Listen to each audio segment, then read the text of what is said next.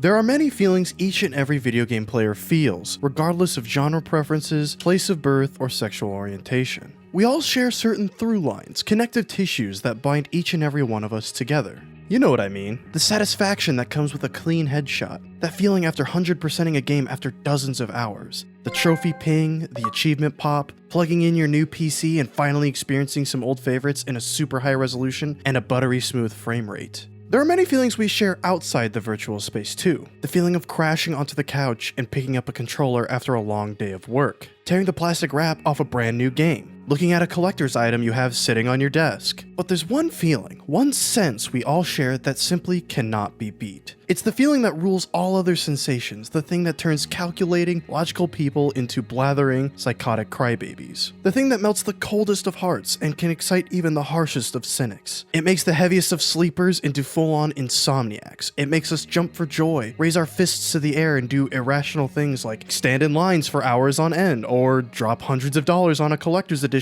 we don't really need, but we want it anyway. Hype. The feeling of pure, unbridled, unabashed, and shameless hype. Passion distilled into a fleeting but intense moment that makes our heart feel like it's about to burst out of our chests, alien style.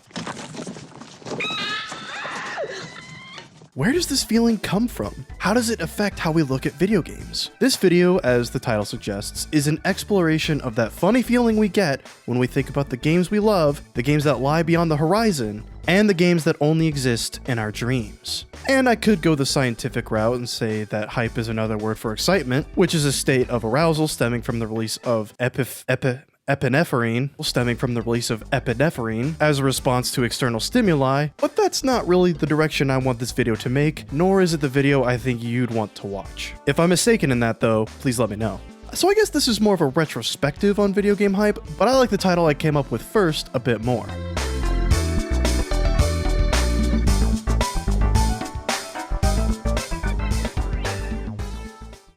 Let's start at the beginning.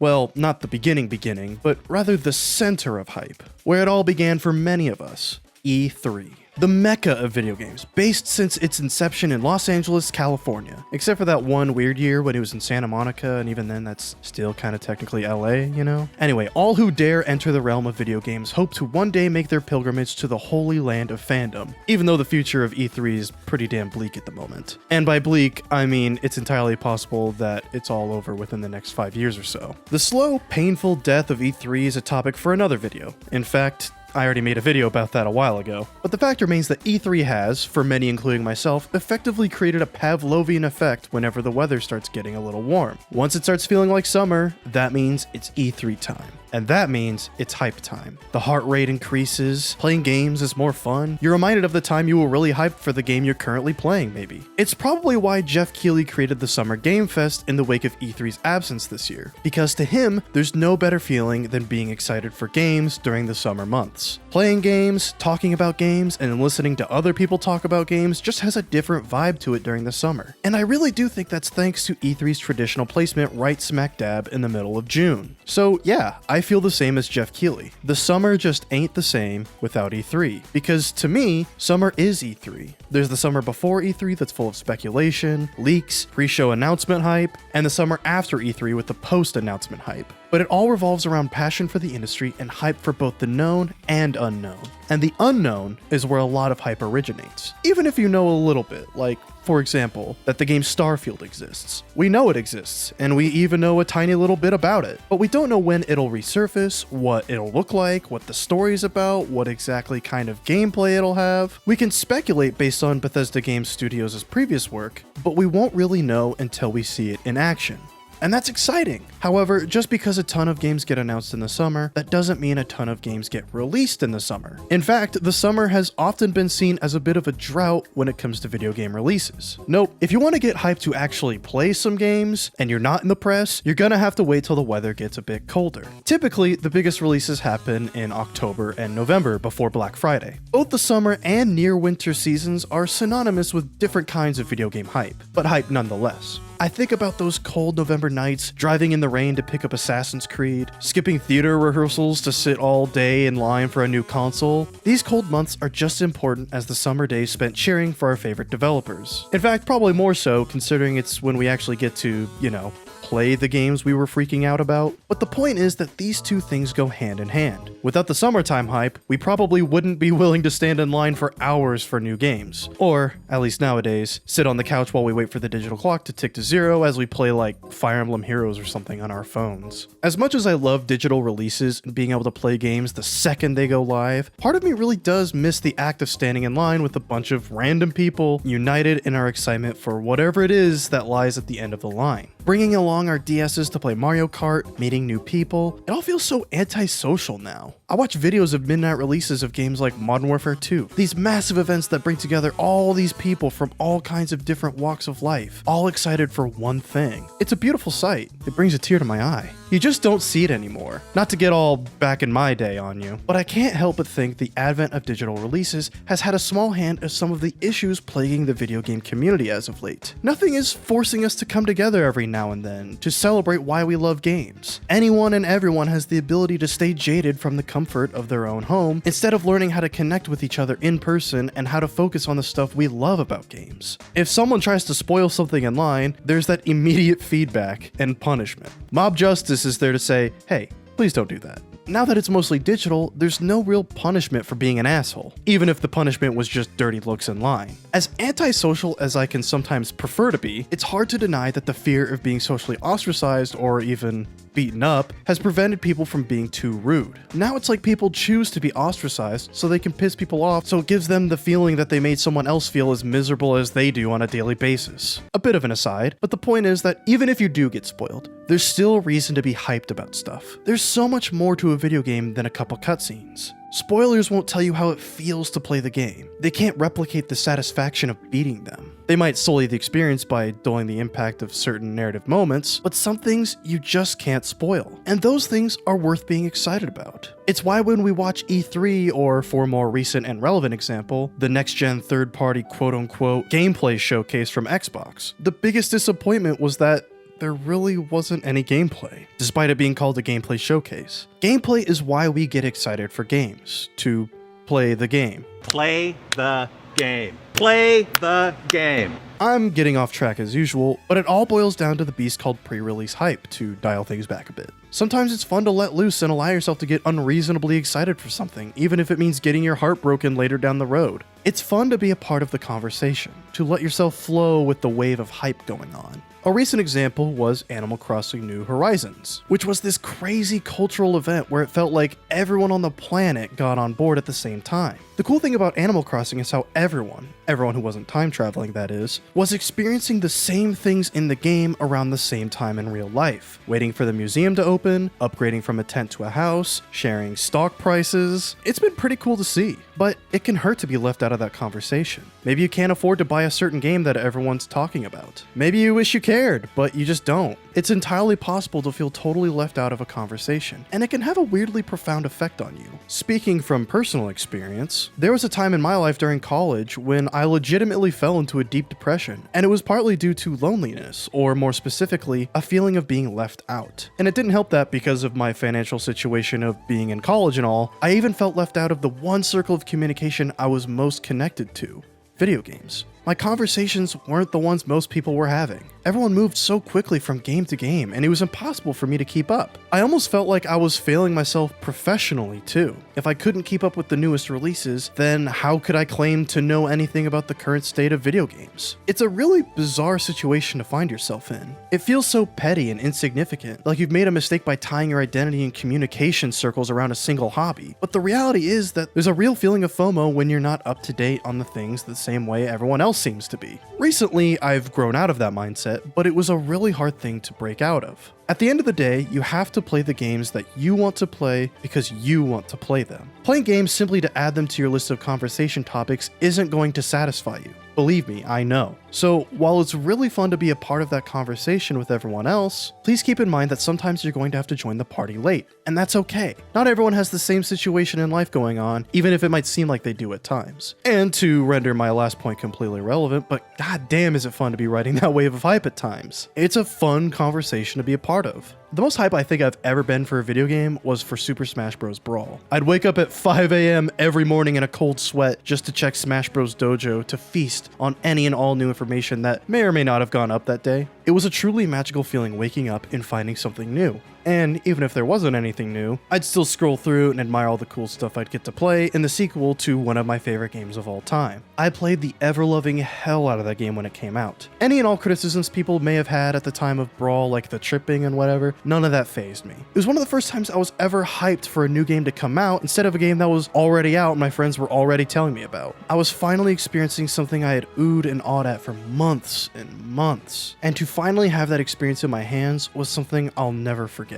I remember holding the case and shaking on the car ride home. The music, the graphics, even the typography. Everything about that game reminds me of the time when I was 11 years old and made my grandma mad because I was on her computer at 5 a.m. looking at pictures of Solid Snake's thick muscles or something. It's funny though, because it's not like I was on any message boards or talking to people online about Brawl at the time. I was just excited because, well, I was excited. That's the best kind of hype you can have, I think. Pure, untampered, innocent in a way. Your own personal oasis of hype. Something no one else has spurred within you, something no one else could ruin even if they tried. Your heart burns with desire and passion at the mere thought of it. It keeps you up at night even though it doesn't come out for another 2 months. That's the stuff that keeps me going. That's why I do what I do. But that feeling doesn't come exclusively before a game's release. Sometimes, in special situations, we feel those feelings for games that have already come and gone. For games we weren't even that excited for to begin with, but they've slowly cultivated their own status as something worth being excited about. Or maybe we were excited about them before launch, but nothing prepared us for how good some of these games were. I'm thinking of games like Dark Souls, Doom 2016, Jedi Fallen Order. Games we might have been excited for, but they didn't really carve out a name for themselves until the masses got their hands on them. Either way, these are the games that give us that pre-release hype feeling whenever we think about them, even though they might have come out a year, 2 years, or even a decade or longer ago. The heart races, the blood pumps, you can remember the first time you played it or were anticipating its release. It's like falling in love every time you boot it up. You just appreciate having it around. Both a personal and an industry-wide example of post-release hype would be 2019's Resident Evil 2 Remake. Mind you, it's not like I wasn't hyped up before its release, but there was certainly a lot of hopeful skepticism. Resident Evil 7 was a great step toward recapturing the classic vibes of the origins of the series, but we still didn't have a full reason to believe that Resident Evil 2 wasn't capable of being a total train wreck. It was totally possible for the game to suck, but hey, it didn't. In fact, it really didn't. Resident Evil 2 quickly became the remake to aspire to, just as Resident Evil 1 Remake was when it first came out in 2002. Beautiful visuals courtesy of the new RE engine, tense, over-the-shoulder action in a re-envisioned Raccoon City Police Department, a revised narrative, redesigns of classic enemy encounters. It went above and beyond anyone's wildest expectations. It's clear from playing it that a ton of love and attention went into it. So much so, it almost makes my heart skip a beat whenever I think of just how good Resident Evil 2 Remake is. And I definitely didn't feel that way going in. In fact, I wasn't even really sure I'd be into it on account of it being a spooky game, but the quality of the game itself made it transcend any genre-based boundaries. I find it really interesting that a remake of such an esteemed classic became a modern classic in and of itself, and Resident Evil 2 Remake is definitely representative of a bright new era from Capcom. That's what I mean when I talk about post-release hype. And oftentimes, post-release hype feeds into pre-release hype. The cult of personality that cultivates around a certain game is why we get excited when said game gets a sequel or a follow-up of some kind. Like, we were excited for Doom 2016, but would we have been as excited for Eternal if 2016 hadn't been as good as it was? Would we have even gotten Eternal? The hype that follows a game's release is often how the publisher or developer decides what direction to take in the future. In the case of Eternal, it was a correct guess upon feedback that yes, we would like more of that kind of Doom. But then you might have some publishers that take a positive response and run in the wrong direction. Or perhaps they simply listen to the quote-unquote wrong people. This is a bit of a personal opinion, but I don't really like where Assassin's Creed has gone. Specifically, how it's essentially become a Western RPG. Loot, health bars, dialogue options. The ideas were cultivated in Origins as sort of a halfway measure, but when Origins was received so well by critics as a semi-reboot of the franchise, Ubisoft clearly took that response and ran with it, because Odyssey isn't even trying to not be an RPG.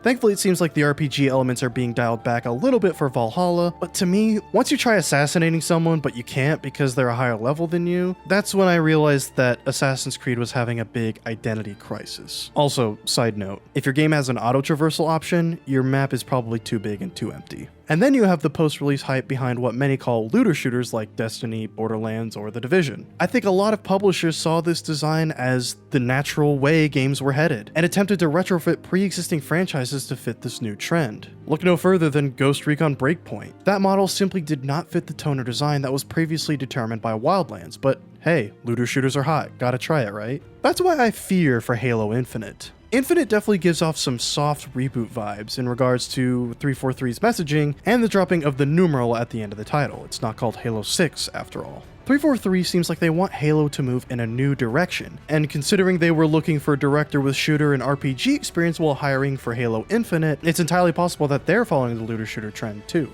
Again, taking feedback from the wrong people and running with it. But okay, wrong people. What do I mean by that? Firstly, I just want to say that the most passionate Halo fans I know would be extremely disappointed if they went for a light RPG route with Infinite. Their biggest hope is that this game actually abandons any attempt to quote-unquote modernize the series, and that 343 gives Halo the old Bungie treatment. A classic style campaign, classic style multiplayer. They're tired of 343 trying to leave their own kind of mark on the franchise, essentially. This might sound a little weird, so bear with me, but with what I just said in mind, when I say 343 might be listening to the wrong people, I mean both people who don't play a ton of games, and also people who do play a ton of games. Again, let me explain. In case you didn't know, there's this thing called focus groups. Essentially, they're groups of people that developers hire to throw some ideas at and gauge interest. If it was 343, they might put out a listing saying they're looking for up-to-date gamers and fans of Halo. People who might not play games every waking moment of their existence, but people who generally know their stuff and have definitely played a Halo game or two in the past. Cool. Then they assemble those people and, like I said, throw some ideas at them. Would you like it if Halo implemented some ideas from a game like Destiny might be a question. Hands go up. Someone standing in a different room watching them through a camera jots down the response. Then they'll probably try to expand on that question and try to understand why the group answered in the way they did. Maybe someone will say something like, I really like Destiny, but I prefer the world of Halo more, so if Halo became like Destiny, I would definitely play that Halo a lot. And if you're 343 and you're considering making Halo a little bit more like Destiny, that's a really encouraging response, right?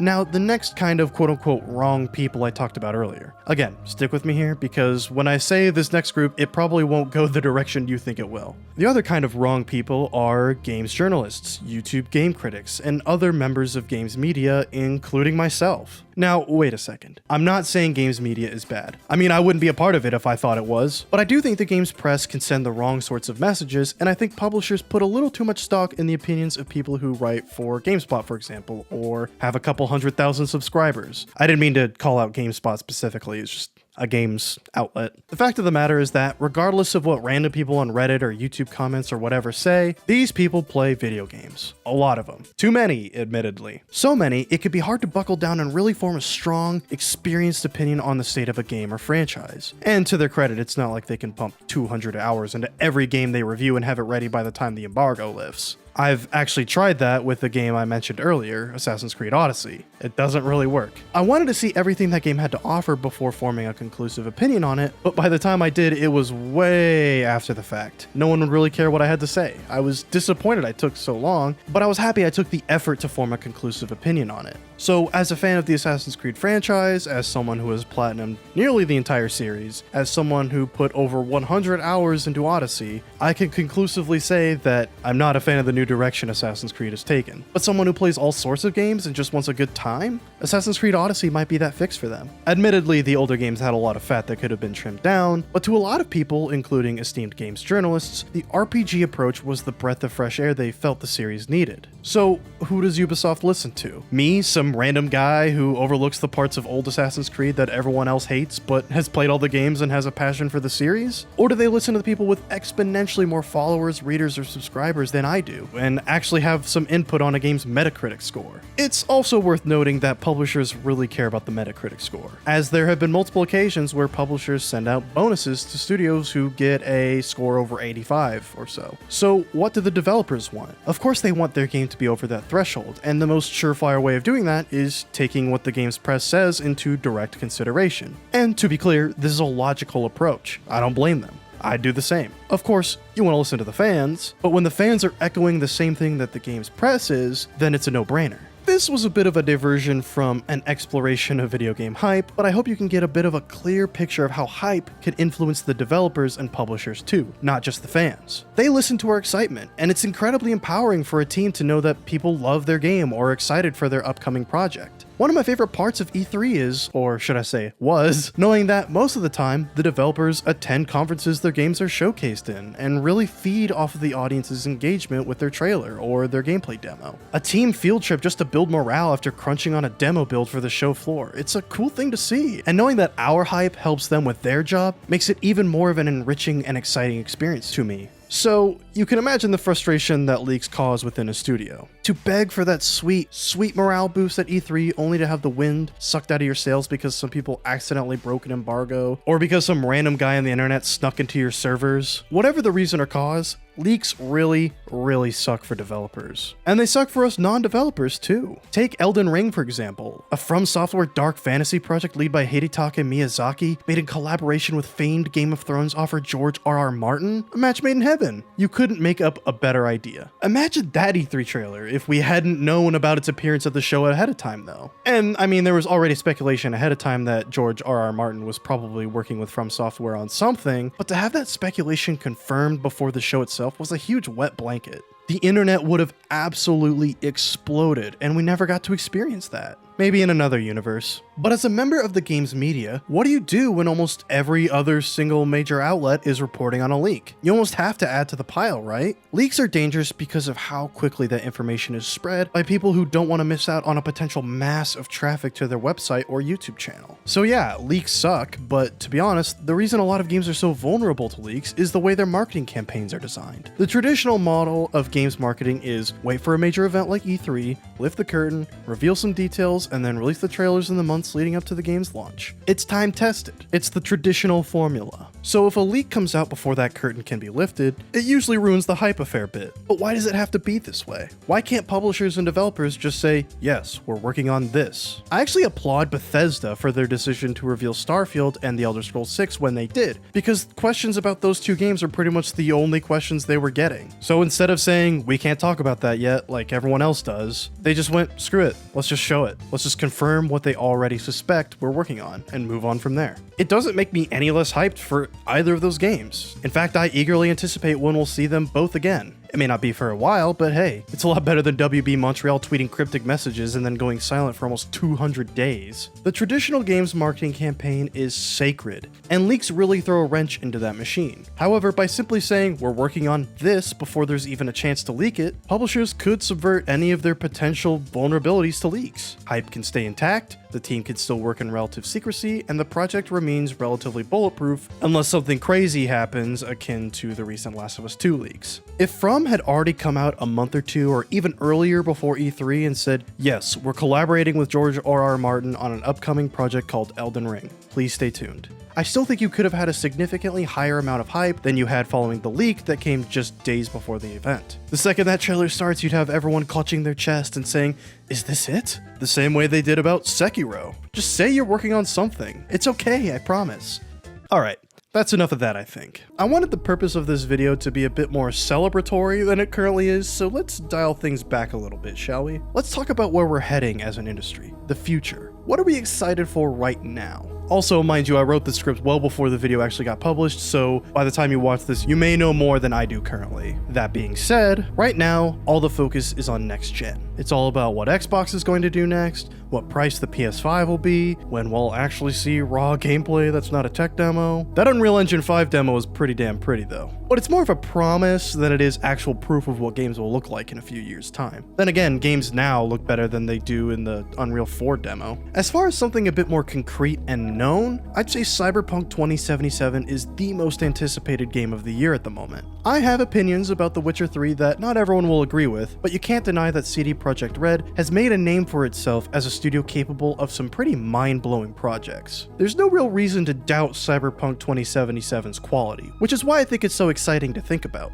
A strikingly relevant reflection of modern society, a highly customizable open-world RPG experience, and yeah, Keanu Reeves. It's a pretty safe bet. Another game that I think should actually have even more hype around it is Ghost of Tsushima. Sucker Punch absolutely killed it with all 3 Infamous games, even though Second Son was kind of disappointingly short, but their open world prowess cannot be denied. To me, Ghost of Tsushima is filling a void left behind after Assassin's Creed went RPG, and that's a simple, traditional open world stealth game. The fact that it takes place in feudal Japan during the Mongolian invasion makes it even more enticing. Especially considering that, on the topic of Assassin's Creed, fans have wanted Ubisoft to tackle that setting for nearly a decade now. If you've always wanted Assassin's Creed Japan, or you're missing Tenchu, it's time to put your money where your mouth is. I seriously don't understand how there isn't way more hype around this game. I seriously cannot wait. There's another sphere of hyped anticipation though. It's for the truly unknown. Not the, I don't know the release date, I don't know what it'll feel like, or I don't know how people will react to this unknowns. I mean the truly unknown. The stuff we don't even have any basis on which to believe in. No rumors, no leaks, no nothing. Just a dream and a small reason to believe in it. There are tons of studios from every publisher that aren't working on something that's been announced yet. The opportunity is limitless. And yeah, the easy answer to some of them, like Sony Santa Monica for example, is just, okay yeah, they just had God of War, so they're probably doing God of War Part 2 next. But then you have those studios that are total wild cards. Every release is something different, or maybe they like to juggle franchises like Bethesda does with Fallout, Elder Scrolls, and now Starfield. Not knowing what series they're going to next is part of the excitement. Or maybe they just open a new studio in Vancouver or something, and they're working on 2 huge projects at the same time, who knows? And there's the dreams that are just that, dreams. You don't know how it'll happen, who'll make it, or how it'll get funded, but you don't care. These can be reasonable dreams, like one I have, which is Zelda Remaster bundles on Switch, one for Ocarina of Time and Majora's Mask 3D, one for Wind Waker and Twilight Princess HD, and Skyward Sword DX, an enhanced version of Skyward Sword that features redesigned combat for the Pro Controller, a more dense Skyloft, and reworked overworld segments with less dowsing. That's a dream. I have no idea if Nintendo will ever do it. In fact, I actively doubt they will, but it doesn't mean it will never happen. My Zelda dreams aren't unrealistic, and there is precedent for Nintendo to re-release both Zelda games and Wii U games for the Switch, but they're still dreams nonetheless. My hopes are based on hope alone and not on any conclusive or credible evidence. But how about an unrealistic dream? I owe you that much, right? Something to get the juices flowing. Not a remake, not a remaster, something new, even if it's in an already existing franchise. How about this? Let me set the stage for you. You're watching E3, Nintendo Direct. Things are heated. They just showed something real cool like Breath of the Wild 2. You're already pumped, you're already sweating, and then it all goes quiet. The screen goes dark, and it stays that way for a while. The Switch click goes off. What could this be? Then, all of a sudden,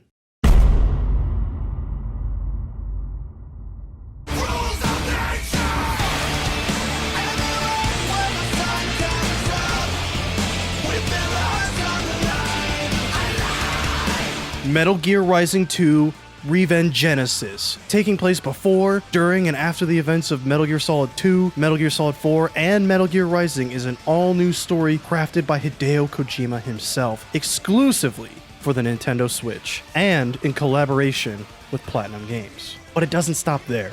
Metal Gear Solid 1 through 5 are all coming to the Nintendo Switch. But it doesn't stop there. Nintendo has officially purchased Konami and plans to make games using all of its IP, including Castlevania, Silent Hill, Suikoden. Oh, and one more thing. Coming this fall is a limited edition, handheld-only Switch that comes with a solar panel built onto the back of the system for Boktai 3, developed by Retro Studios. That last part was kind of a joke, but that's the kind of level we're dreaming at. Totally unrealistic, but could you imagine? I think everyone has these kinds of dreams. We can't help it. We can't help but imagine a world where everything just works out, where the art goes unhindered by red tape or by net losses and gains. A world where we get Left 4 Dead 3, Wild Arms 6, Fallout New Vegas 2, Dead Space 4, Suikoden 6, Knights of the Old Republic 3, Shin Megami Tensei 5. Oh wait, Shin Megami Tensei 5 is a thing? Oh, well, someone should probably let Atlas know that. I'm probably going to eat my words come June 23rd since Atlas is going to be appearing on New Game Plus's showcase that day. I really hope they make me regret that joke. I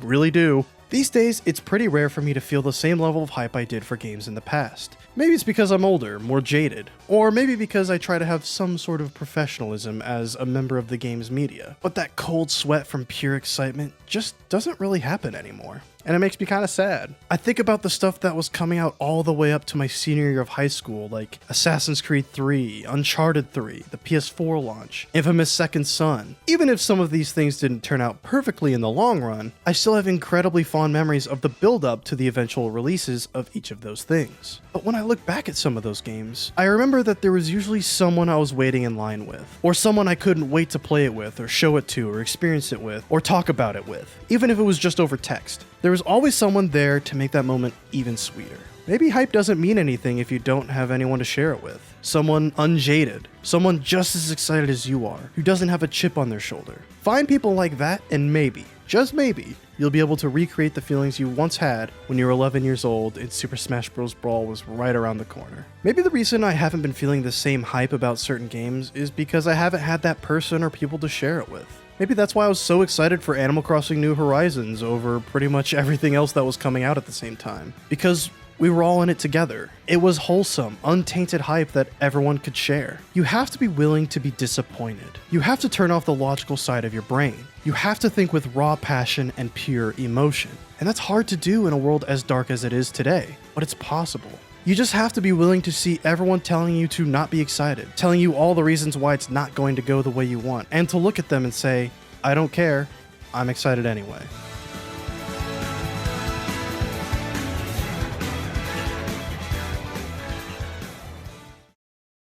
Thanks for watching. I know it's been a while since I last uploaded, but that's because I'm the kind of person who doesn't really say anything unless there's something I really want to say. It took me a long time to find something I wanted to say, but I hope it was worth it. I hope this video gave you something to think about, made you excited to be excited for video games, or just got your mind off things for a while. I really appreciate it when people watch. If you've stuck with me, or if this is the first video of mine that you've seen, thank you. But before I let you go completely though, I want to talk about something important to me and many other people in the United States. You've probably noticed the recent movement fighting back against police brutality and systemic racism, starting with the death of George Floyd in Minneapolis at the hands of the police. The COVID-19 pandemic is still happening, and as someone with a respiratory condition, it's not exactly a great time for me to re-enter the public just yet. However, if you're like me and you aren't comfortable going back outside yet, you can help by donating to any of the various nonprofit organizations or charities across the country to help that way. On the day of recording this, I donated to the NAACP, and I encourage you to join me. I'll list some links down below you can check out if you want to help, and I hope you do help.